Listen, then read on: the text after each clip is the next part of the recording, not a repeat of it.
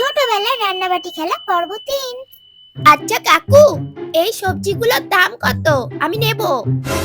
1 dozen বেগুনের দাম 100 টাকা। আচ্ছা, এটা সিম তো? সিমের কত দাম? সিমের দাম 1 কুইন্টাল। আচ্ছা, একটা নিলাম। হ্যাঁ নিন নিন। এই কামরাঙ্গাটা? জোড়া 50 পয়সা। আচ্ছা ঠিক আছে, নিচ্ছি।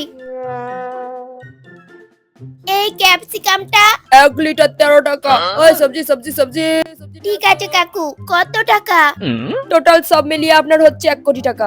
ও, টমেটোটা একটু ফ্রিতে দেবে? না না হবে না। এতগুলো তো সবজি নিলাম। না না যান যান, সবজি সবজি সবজি, হবে না। পচা পচা সবজি নিয়ে যান। দাও না কাকু। ও ভীষণ জ্বালাচ্ছে তো, একটা নিন একটা নিন। ঠিক আছে। দিন দিন টাকাটা দিন, লস হয়ে গেল আমার। এ নাও কাকু তোমার টাকা।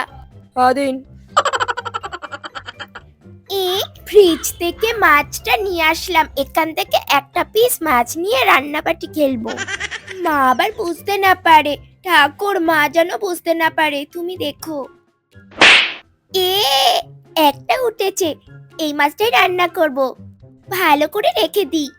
মাছটা নিয়ে এসেছি, এবার মাছটা চম্বেশ করে ভাজবো। এই মশলা উনুনে, মাছটা ভেজে সবজিগুলো দিয়ে মাছের ঝোল করব। বামনাপ্পা। এই রে, ঠিক আছে দাঁড়া আমি আসছি। কোথায় গেল মা আবার? লাঠি আনতে গেল নাকি আমাকে মারার জন্য? আরে তুই যে মাছটা ভাজছিস, নুন হলুদ মাখিয়েছিস। প্লিজ আমাকে বকো না। তোর বোকা, তোকে বকবো কেন? আমরা ছোটবেলায় এরকম খেলেছি জানিস। সত্যি?